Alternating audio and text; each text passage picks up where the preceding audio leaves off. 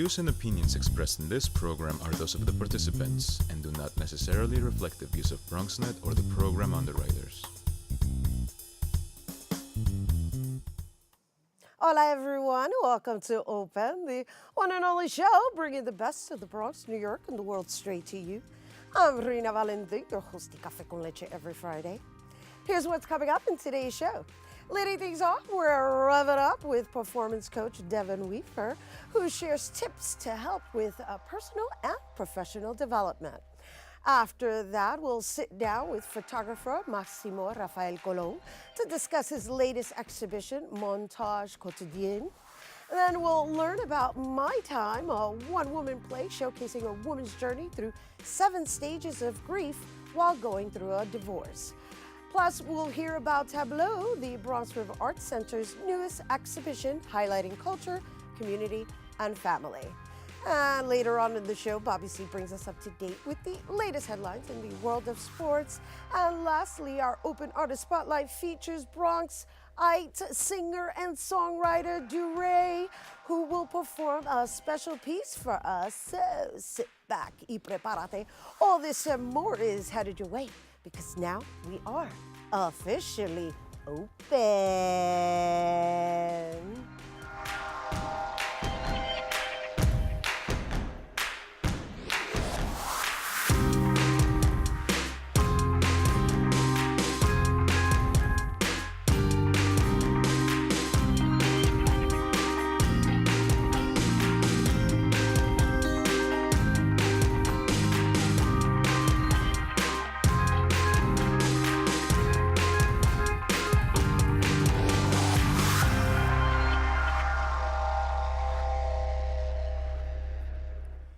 Hello, welcome to Open, everyone. I'm Rhina Valentin, your host of Café con Leche for the next hour.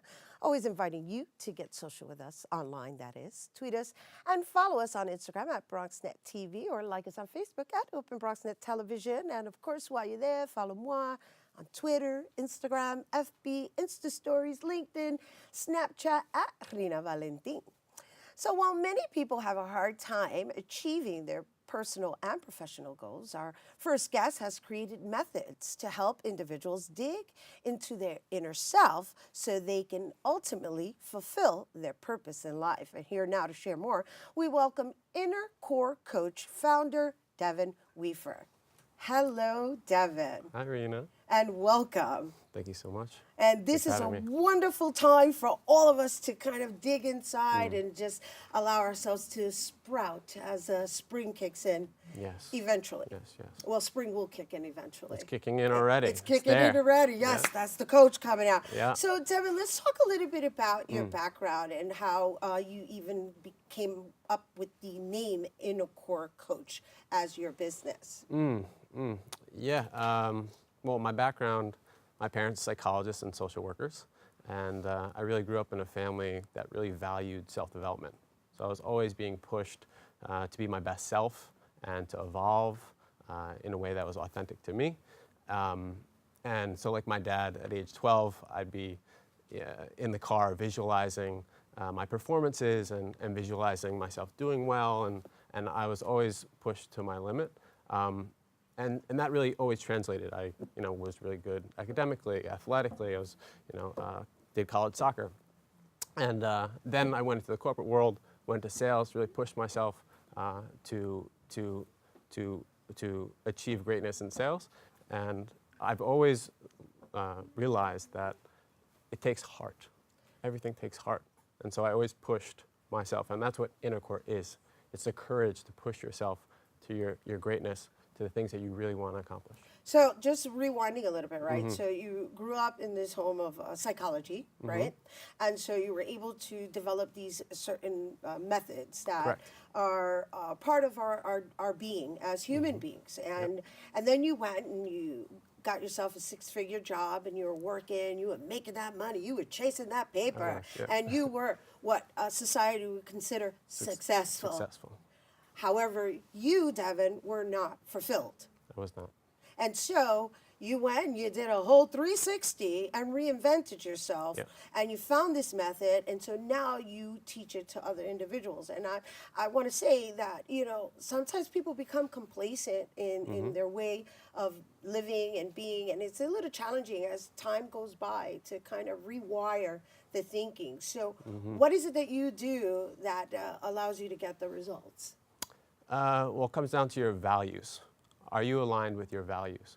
Are they true to who you are authentically? There's that inner voice within your head that says, I should make a change. Listen to that. That is something that's calling you to make a change in your life. And so hearing that calling, what would be the next steps, right? Because you can think it all you want, but if you're not in action, it's not going to occur. Yeah. So when it comes to making a change or even taking on a new habit, you want to continue to bring your focus back to it, right? Set yourself reminders, because your focus creates your attention creates your intention intention creates your actions produce your results, and your results create progress. And progress to human nature is everything. All we care about is progress. Coming back to the last statement you made about how people get stagnant, that's because they're not growing. Growth is the most important thing to performance, and that is in progress. So if you take 3 steps forward, 1 step back, that's okay. You made 2 steps forward. Right. And that's where it all begins. That's where it all begins. Where you choose to give the focus, right? It's like you could very easily just focus on that step back, and then that step back will take you another step back, versus focusing on the 2 steps forward that will continue to just excel your actions into a forward fashion. Exactly. And we have to normalize the cycle of change and creating better habits. There's 6 cycles to change, one of which is relapse. You're not going to be perfect the first time around. We all want to be perfect. It just doesn't happen. We always fail forwards, right? So it's just, we have to normalize the fact that we're going to slide back a little bit, and that's just an opportunity for improvement. Right. And so using as an example, getting into training and, pretty much setting that new resolution every new year. And then, of course, this time of the year is spring, because everybody's trying to prep for the summer. Right. Yes. And so it's kind of like you could sit there and beat yourself up about it, and or resent the fact that you have to do it, and or design another way of thinking. What way of thinking would you recommend? So a lot of people, when talking about exercise and going into the gym and developing gym habits, they look at exercise as almost like a punishment, right? Like in social comparison, or just like, oh, they ate that piece of pizza, so they want to just, I need to work off the piece of pizza. No, it's your opportunity to care for your body, to make yourself feel better. It is your opportunity to love yourself. Right, and it is a state of mind. So it's switching that framework. Right, it's switching that state of mind, that framework in your thinking, and basically taking it to a place of knowing that your body's your home. It's your temple. Right, it's your temple, and your interests really lie in just making sure it remains clean, or as clean as possible, just like you would your home. Absolutely. We're not perfect, but we always make an effort to keep it clean. And that's in lies the performance. It's making that effort. Mind, body, spirit, and to the extent in which you can come back and develop really strong mind, body, spirit habits, I really do think that is the conduit to greater life performance. Lovely. And so before we go, is there anything you want to leave our audience with as a tip? As a tip? Yeah, because, it's the spring, and I always find that the spring is the season in where everybody starts to renew themselves. I know that we have the new year, but for me, the spring is actually the natural state of renewal, because that's when the flowers blossom and the trees, start to grow their leaves, and it's just natural. Yeah. Each day is a new opportunity for success.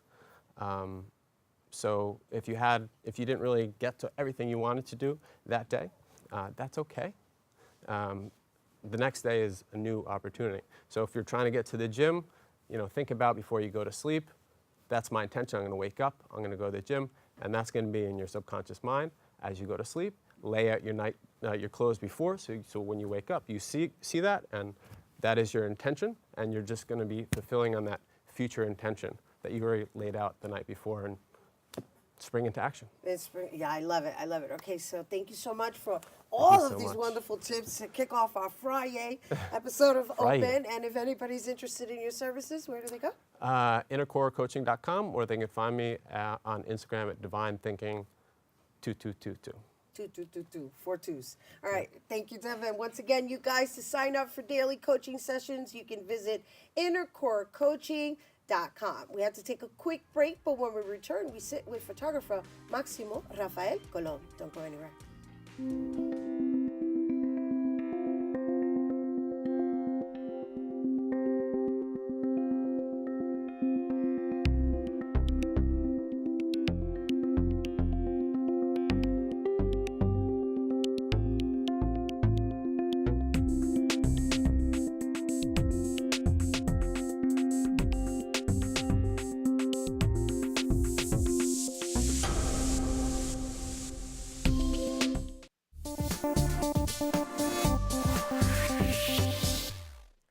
Hello, welcome back to Open, everyone. Our next guest is a social documentary photographer that travels the world to document people and the world around them.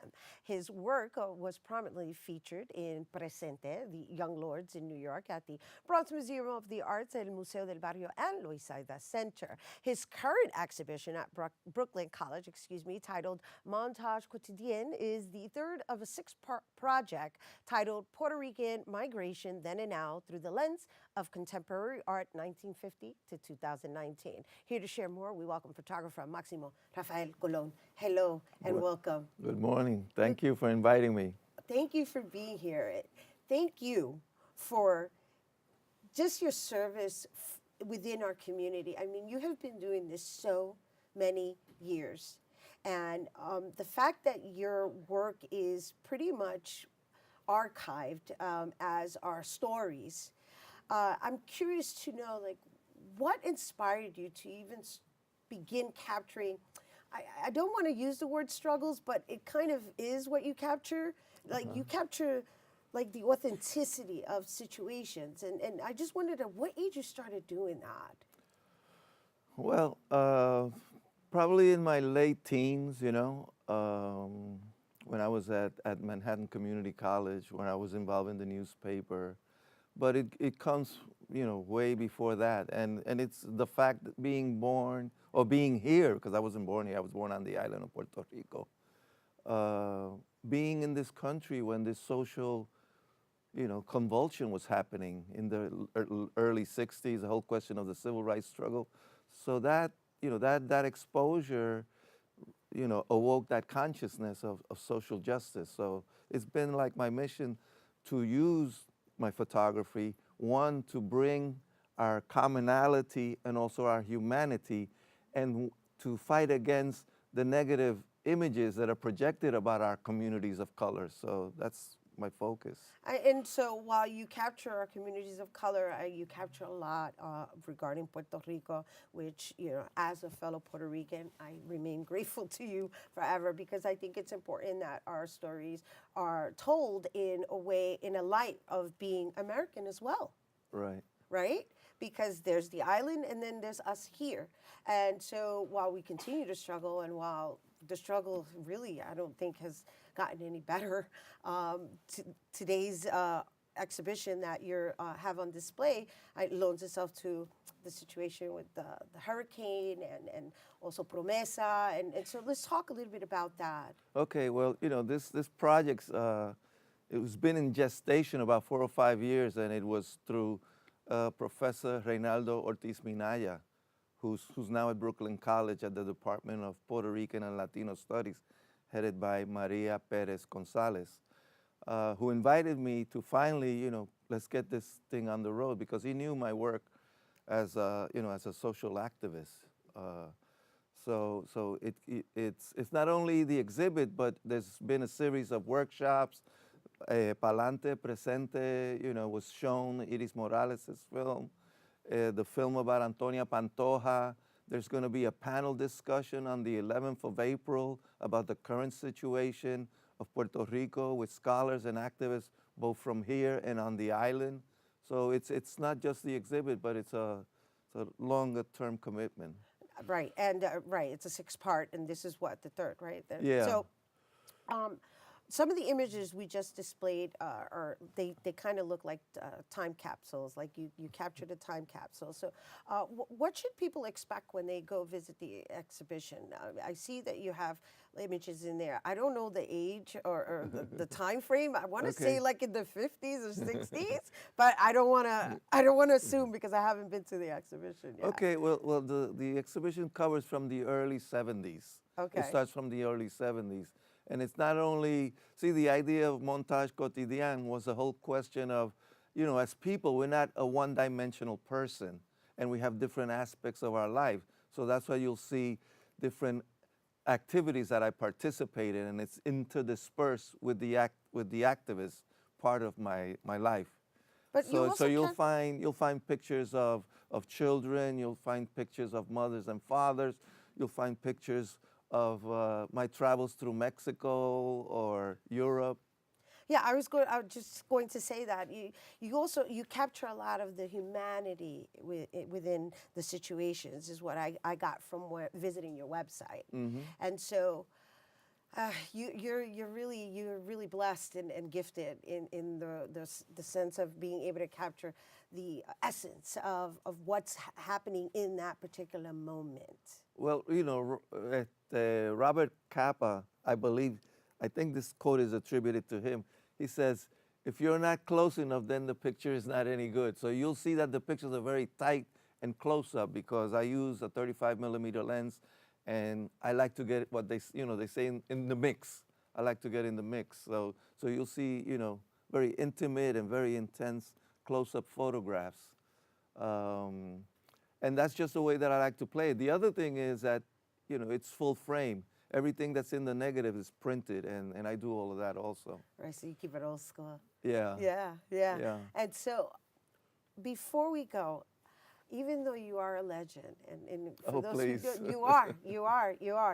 What do you hope to leave as your legacy? Well, this is, you know, all this work is part of that legacy, and the whole question of exhibiting our humanity, you know, and I think that's very important to present a positive image of our community, because a lot of times our community is depicted in a negative way, and we're bigger than that. We are bigger than that. Yeah. All of us as human beings, as people of color. Exactly. Yeah, in this world. Thank you so much. Thank you I'd like to present you with a gift of a catalog from the show. Oh, nice. Thank you very much.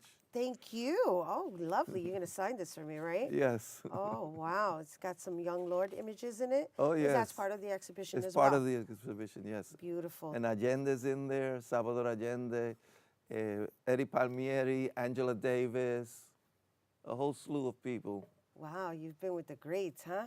Yeah. Thank you. You're welcome. Thank you for the invitation. Absolutely. And much success. Gracias, Máximo. All right, you guys, once again, Montage Quotidien exhibition is on display at Brooklyn College, located at 2900 Bedford Ave, and it will be on display until April 29th. And for more on Máximo Rafael Colón's work, please visit MáximoRafaelColón.com.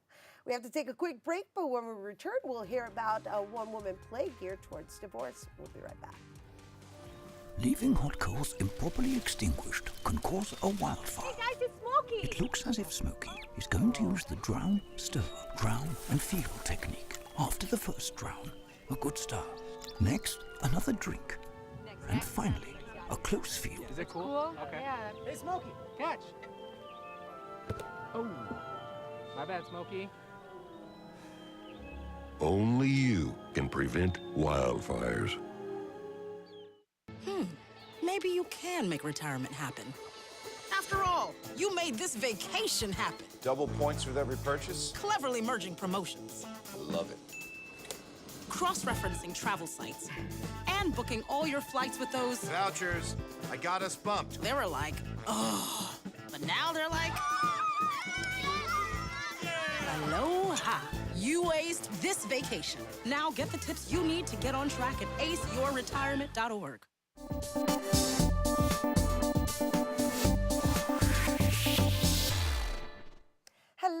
Welcome back to Open, everyone. Don't forget to get social with us. That's right.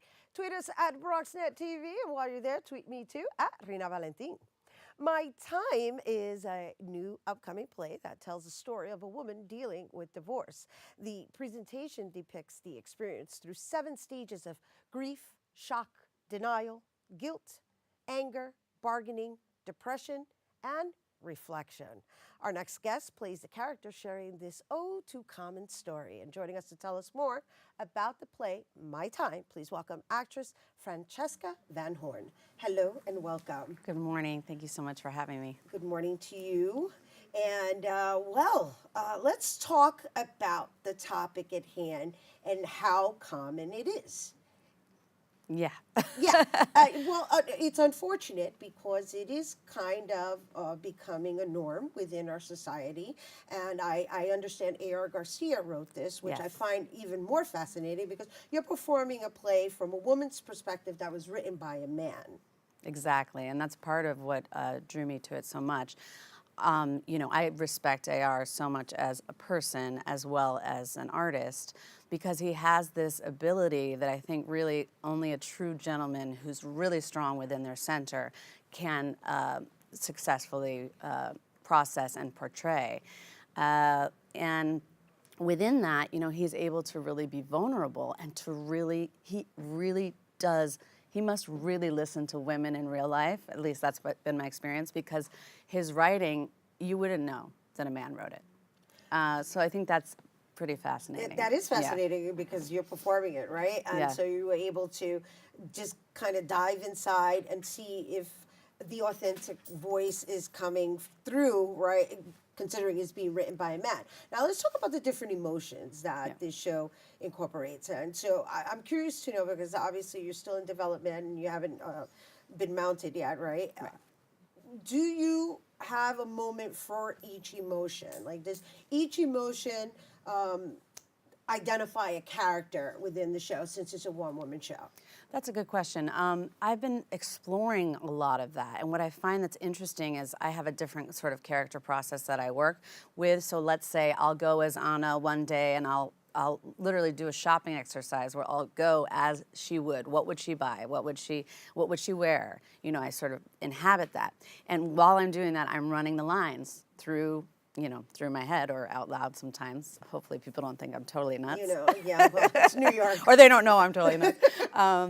And so then what I think one scene is about emotionally, it ends up being something entirely different. So that's kind of the interesting journey that I've had so far, and we'll see once we actually put it up on stage, is that one scene that I think is about anger is actually about denial. Another scene that I think is about bargaining, it turns into something else. So it's just this interesting arc. Yeah, I'm listening to the dynamics and I'm trying to visualize. And so the show itself is how long? How many? Just under an hour. It's under an hour. And how many characters do you play within the one-woman show? Well, this is the first one-woman show where I only play one woman. Right, you play one woman, you say that, but I can kind of already get the sense, even though I'm not even part of the process, that those emotions serve as characters. Because you're one person being a different person in different situations. Exactly. Okay, so good point. So part of that, the emotion is, one moment she's the dutiful, Latina housewife. The next minute, she's saying that she keeps her cool, but she's, more sassy and really has a temper. So there's this sort of that. And then she has another moment where she just like talking to a girlfriend, talking about sex. And that's more like, you get this sort of, I think every woman can relate to it, right? We don't stay in a sadness every moment of our lives, even if you're going through something.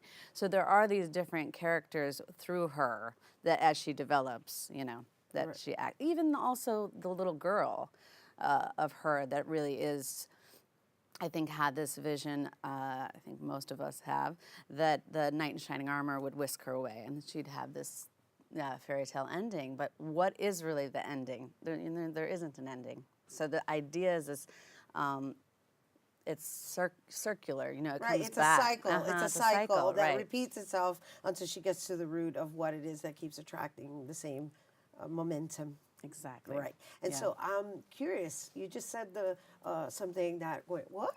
How did you? Are you Latina? I grew up in Argentina. My mother is Italian, actually from the Bronx.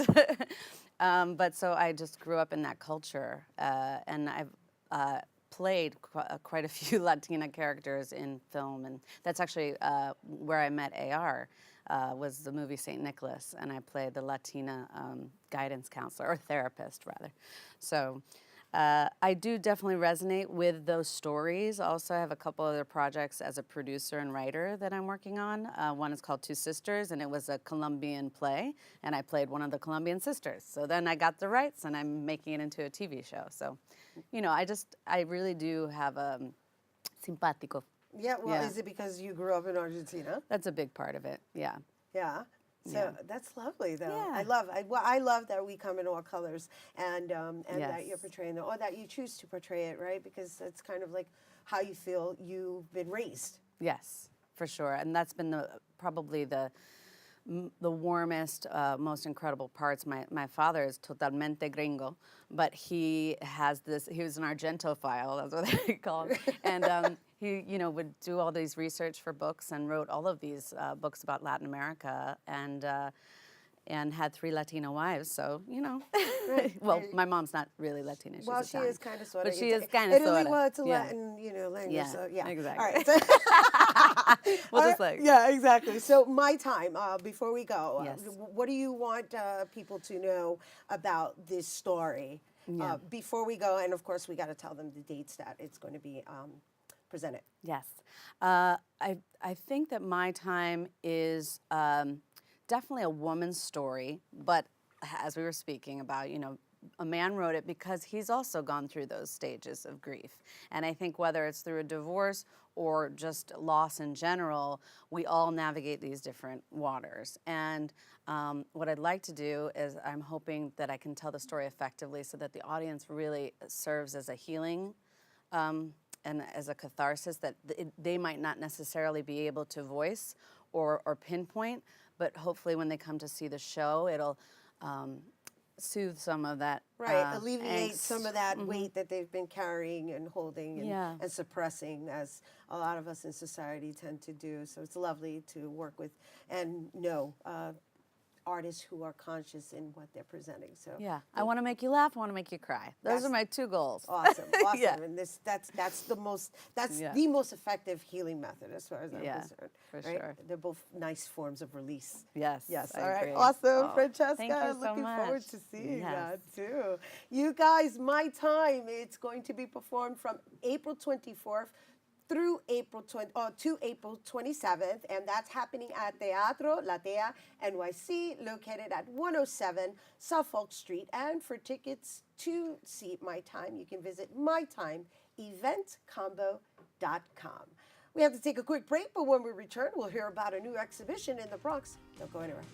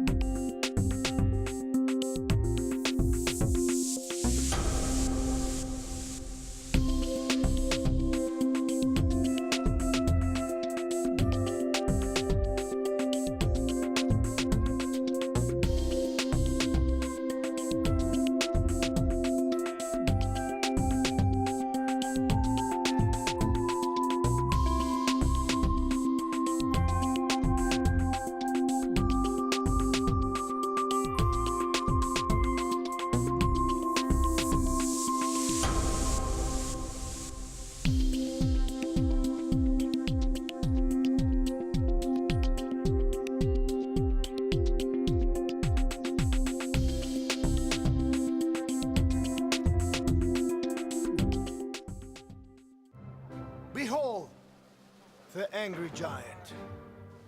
Behold, the angry giant.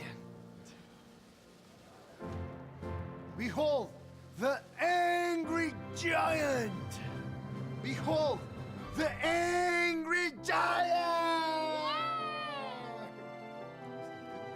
It only takes a moment to make a moment. Take time to be a dad today.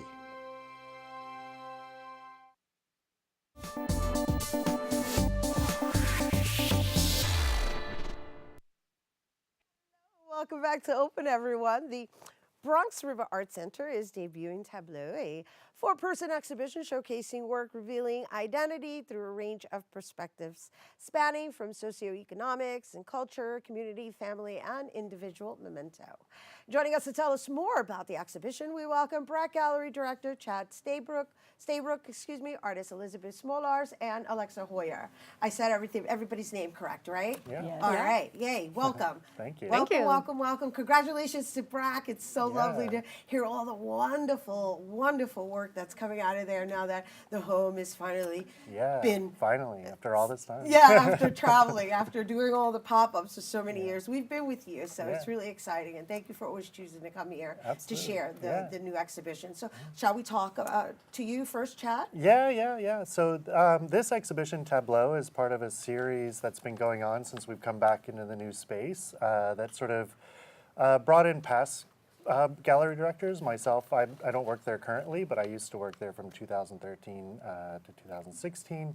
And it's sort of a way of reintroducing the main center back to the community and about the sort of visions of like the programming that's going to go forward into the future. And so this show, Tableau, is four different artists that sort of documents identity through these different perspectives, from a sort of larger macro perspective of culture all the way down to a more sort of individual, personal perspective. All right, so thank you for just explaining that. I know, because for what I visualized, or rather what I was able to experience in the visuals, was a lot of installations. And so is the experience going to be geared towards photographs or the actual installations? Sure. Because Alexa does material, right? Is that you that does the material?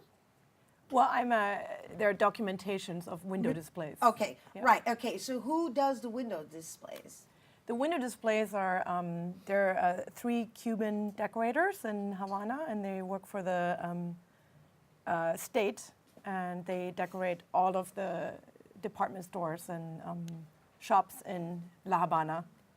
And so, through your documentation, what are you saying? What is the story behind capturing this material on in Windows displays? Well, when I first noticed them, it struck me that they were kind of like, almost looked like a contemporary artworks in some of them, and they would look very different from the kind of windows we see in the West, in New York, or anywhere else, really. And so I went again, my second trip, and I ended up meeting the 3 people and found out that there's actually like, they have to work with a lot of limitations and, not having a lot of resources to be able to do these kinds of windows. So they have to come up with different kind of techniques. So the project is called Montaje al Aire. So it's like a kind of air montage, which is something that they actually developed. So they call it that, and it's like a technique specific for Cuban window decoration. It's okay. We're looking at some of the images now, and it's very interesting because it does loan itself to kind of being abstract art. Absolutely. Yeah, that's nice. Very nice. I personally love color. And so all of these were taken in Cuba?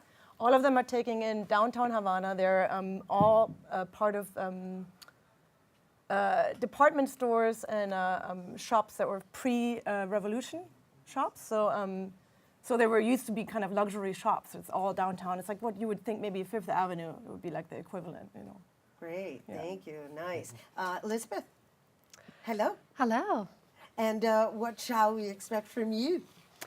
I'm mostly focused on the individual. And what I'm doing is I'm collaborating with individuals, and I'm asking them what are their most important objects. So if I would ask you about an object that, let's say, you would be devastated if you would lose it, what would that be? You're asking me now? Yeah. Oh my gosh, off the top of my head, I would have to say one of my crystals. Yeah? Yeah. And why is that crystal important to you? Well, because they kind of create the energy in the space in which they are. I'm wearing And crystals when I too. carry them, you're wearing crystals too, so you can relate. You I can understand absolutely exactly relate, what yeah. I'm talking about.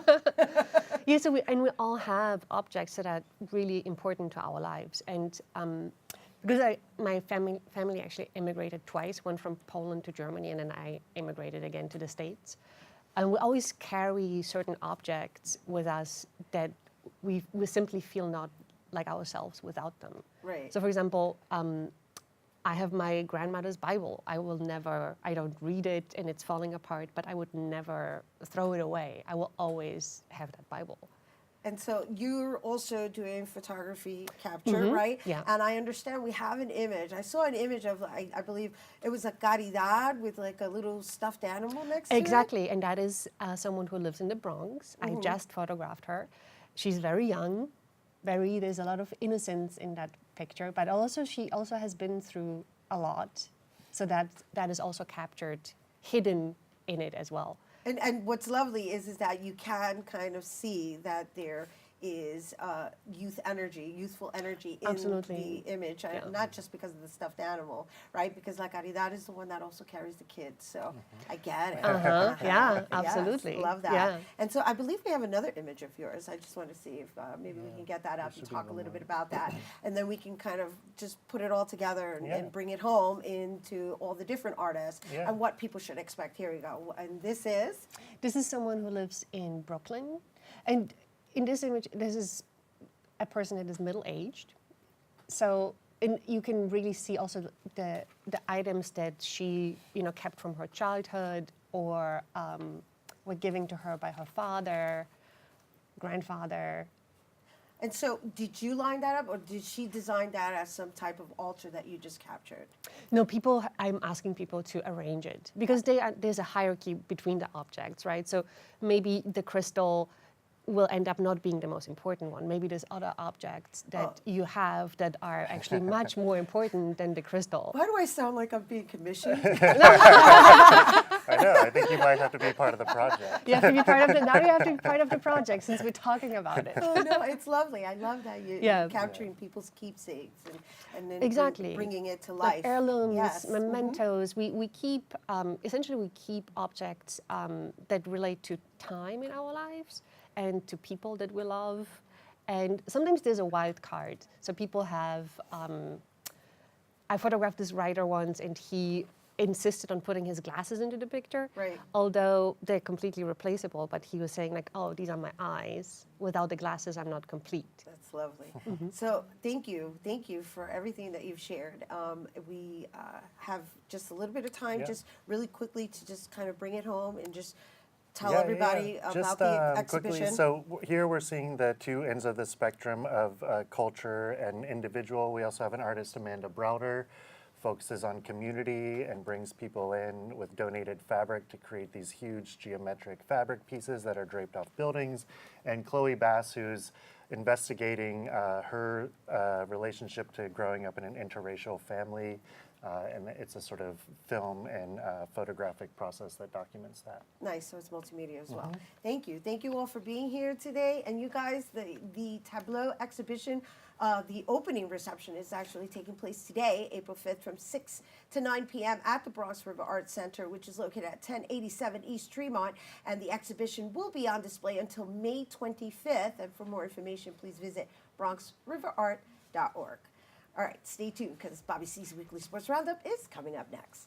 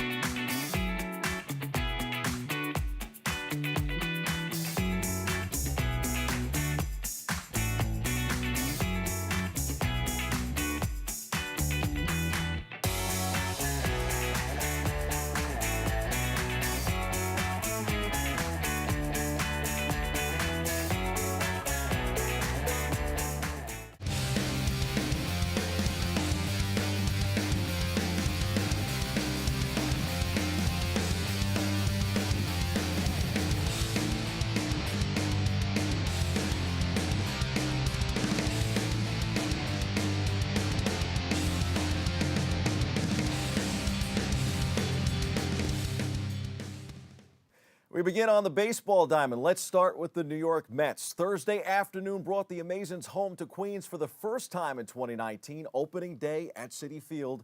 But the story was the weary Mets. Without much time to rest for their home opener, the club was no match for Steven Strasburg. A pinpoint Strasburg outpitched Noah Syndergaard. Rookie Victor Robles, kid's going to be good, folks, homered for Washington's only hit until the ninth inning, and the Nationals beat the drowsy Mets 4-0 on Thursday. Early no-nos for both starters, a pitcher's duel. Following a 5-1 record to start the season, the Mets got back to New York after 2 a.m. in the wake of a 6-4 victory at Miami. They were even held up about 30 to 45 minutes post-game Wednesday night while Dominic Smith chugged enough water to be able to complete a drug test.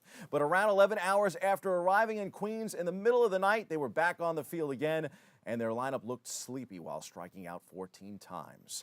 The Yankees woke up Thursday in Baltimore. Enter Gleyber Torres. Torres and the Bronx Bombers finally put the bat on the ball in a huge way, and the result was a satisfying victory that wrecked the Baltimore Orioles' home opener. Torres homered twice, had a career-high 4 hits, and drove in 4 runs to lead an offense that carried New York past Baltimore 8-4 on Thursday. Gary Sanchez and Luke Voit also homered for the injury-riddled Yankees, who were looking for a spark following a 2-4 start. We caught up with the Bombers in their second-to-last home game in the first homestand of the season on Tuesday night. Check this out.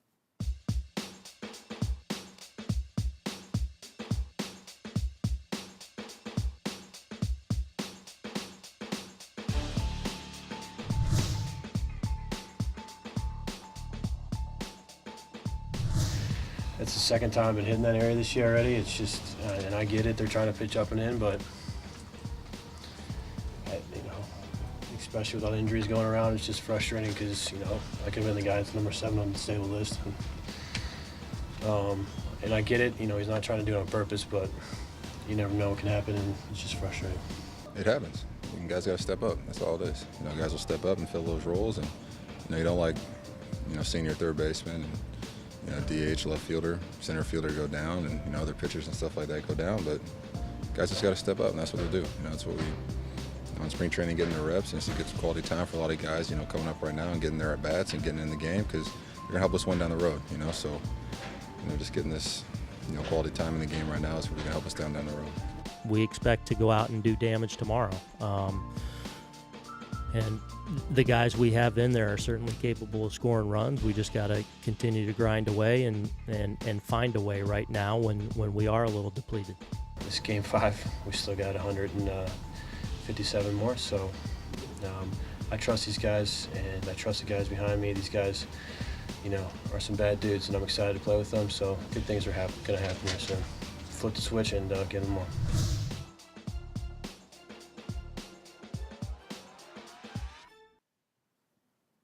We'll have more from the Mets home opener on Monday morning. Yanks have 2 more games with the O's this weekend in Baltimore, and then 3 straight games in Houston to kickstart next week. The Mets continue their homestand with the Nats this weekend, and then will welcome Minnesota Tuesday and Wednesday to Citi Field. Saturday is Todd Frazier-themed WWE bobblehead giveaway. Sunday is Jacob deGrom bobblehead giveaway. More on deGrom in the C-list. Time for some quick hitters from around the world of sports. Speaking of WWE, wrestling has hit the Big Apple in a big way. WrestleMania is this Sunday. There are events all across the city, including the popular Access event in Brooklyn out at the Pier for fans. As for the big show, that goes down on Sunday. WrestleMania 35 will take place at MetLife Stadium in New Jersey. They have at least 15 matches scheduled for now with a 2-hour lead-up. The event could be 8 hours long. You can watch on pay-per-view or pony up some big money for tickets. The event is set to include the first ever women's main event in WrestleMania history. Ronda Rousey, Charlotte Flair, and Becky Lynch will face each other in a winner-takes-all triple threat match for both the Raw and SmackDown Women's Championships. On the ice, the New York Rangers will host Columbus tonight at the Garden. Not as, eventful there. Puck drops at 7 p.m. And how about them Islanders? Brock Nelson scored in the second period and then got the winner in the fourth round of the shootout to give the playoff-bound Isles a 2-1 victory over the Florida Panthers on Thursday night. The Islanders will take on Washington Saturday. Justin Falk scored the go-ahead goal in the second period, and the Carolina Hurricanes clinched their first playoff berth in a decade by beating the New Jersey Devils 3-1 on Thursday night. We shift gears to MLS, where NYCFC will take on Montreal Saturday at 1 p.m. The Red Bulls will face Minnesota later at 7. The last time the Milwaukee Bucks ended the regular season with the NBA's best record, they also had the NBA's most valuable player. 45 years later, history might be about to repeat itself. The Greek Freak finished with 45 points, 13 rebounds, 6 assists, and 5 blocks in 35 minutes. Shades of Lou Alcindor. The Bucks beat the Philadelphia 76ers 128-122 in front of a sellout crowd. The victory clinched the best record and home court advantage throughout the upcoming NBA playoffs for the Bucks for the first time since 1974, when Kareem Abdul-Jabbar, formerly Lou Alcindor, claimed the third of 6 MVP awards in his career. Still fighting for a playoff spot, the Brooklyn Nets will take on those 59-20 Milwaukee Bucks Saturday at 5 p.m. Eastern Time. The Nets are 39-40. The Knicks, of course, are 15-63 and fighting likely for the top spot in the NBA draft, or as I've been saying on the show, the Zion Williamson sweepstakes. They will square off against the other top MVP candidate, James Harden, tonight in Houston. That game tips at 8 Eastern. The other two teams with a good chance to earn the first pick in the draft are Cleveland and Phoenix, by the way. The New York Jets have a new coach, new big-name players, and now a new uniform, which was unveiled Thursday night at a Manhattan launch party that drew former and current players, celebrities, and a large crowd. The Jets, who last changed uniforms in 1998, will have a new all-green helmet. Their home and away and alternate uniforms designed by Nike will include a shade of green that was developed exclusively for the Jets, Gotham Green. Very cool. We hit the C-list for the King of Gotham right now.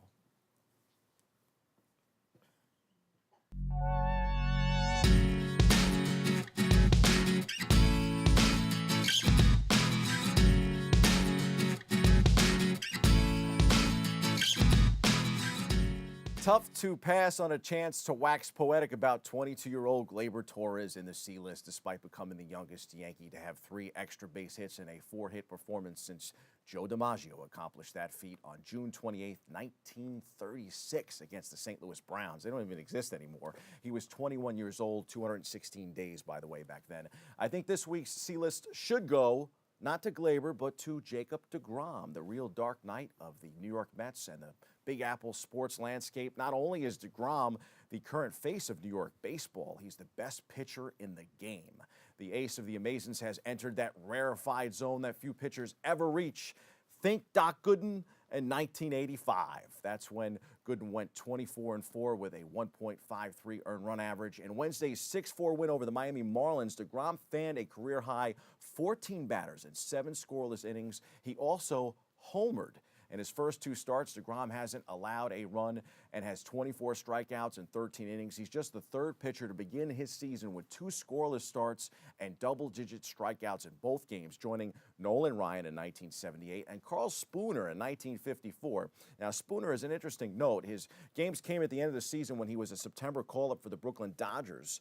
He threw a 3-hit, 15-strikeout shutout in his debut and followed that with a 4-hit, 12-strikeout shutout. He could have been an all-time great, according to many, but he injured his shoulder in spring training of 1955 and lasted just 1 more season in the majors. I think injury is the only thing that could slow deGrom. The reigning Cy Young winner, coming off his 1.70 ERA season last year, is the best pitcher in baseball. I would take him before Max Scherzer, Justin Verlander, Chris Sale, Blake Snell, or Corey Kluber.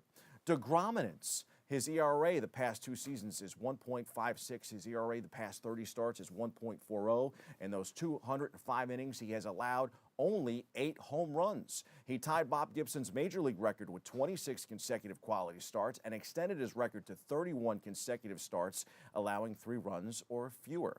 He's the crown jewel for Mets fans. That's your sports. I'm Bobby C. Patriotism. It inspires passionate debate. It's worn like a badge of honor with good reason, because it means love and devotion for one's country. But what really makes up this country of ours? It's the people. To love America is to love all Americans. This year, patriotism shouldn't just be about pride of country. It should be about love. Love beyond age, sexuality, disability, race, religion, and other labels. Because love has no labels.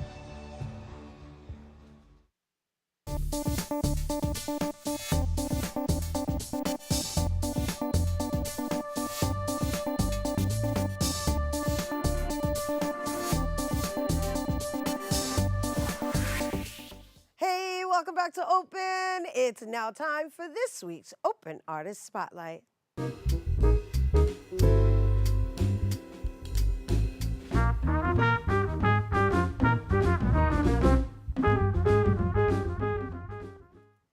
This week's Open Artist Spotlight features a singer-songwriter from the hybrid section of the Bronx who uses his life experiences to write his music and draws inspirations from musical artists such as Stevie Wonder. His sound is often described as a blend of alternative funk, R&B, soul. Here to perform his new single, Growing Pains, please welcome Durieux.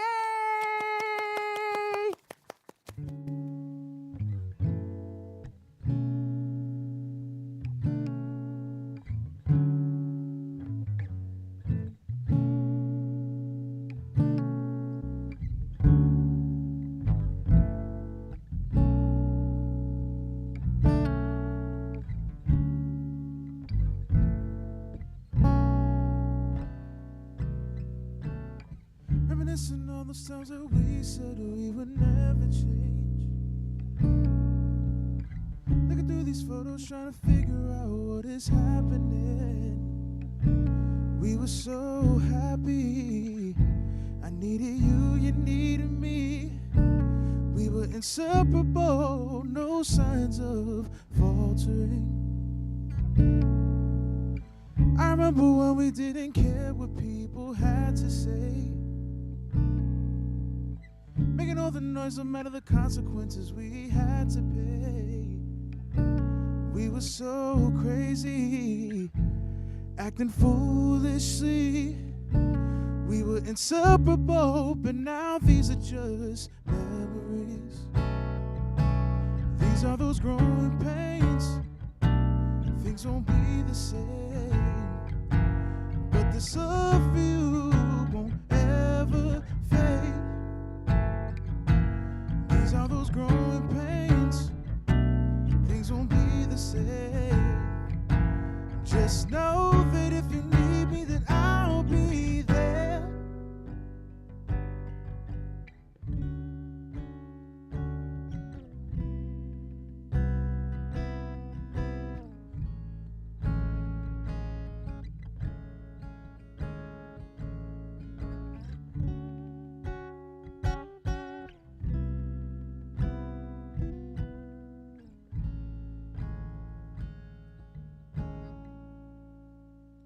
As time passes by, we went our separate ways. Became people of our own, and I wish there was someone here to blame. We were so happy. I needed you, you needed me. We were inseparable, inseparable, inseparable. These are those growing pains. Things won't be the same, but this love for you won't ever fade. These are those growing pains. Things won't be the same. Just know that if you need me, then I'll be there. These are those growing pains, and nothing will ever be the same. This love for you will never fade. And just know that if you need me, then I'll be there. Reminiscing all those times that we said we would never change. Looking through these photos, trying to figure out what is happening. We were so happy. I needed you, you needed me. We were thick as thieves with no signs of faltering.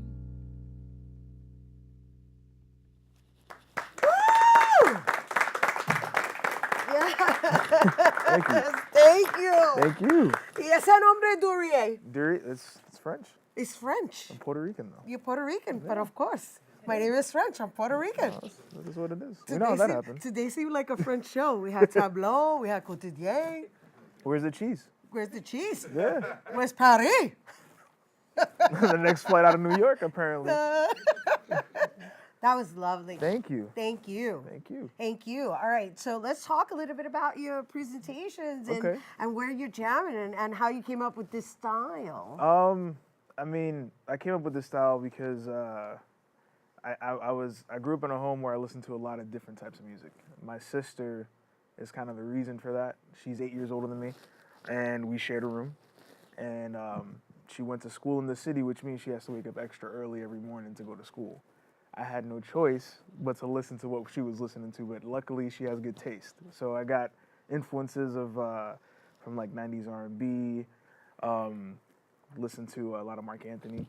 I could probably sing every song off of the first like 3-4 albums, maybe. I don't know. We gotta test that. But she's part of a lot of the influence of my style now. I also grew up in a scene here in the Bronx called Bronx Underground. It was predominantly like rock, alternative, hardcore music. Got into that in high school. And then, you know, my dad, God rest his soul, you know, he listened to a lot of soul music. He listened to a lot of Marvin Gaye. He listened to a lot of Bill Withers. So later on in life, I started listening to more of that.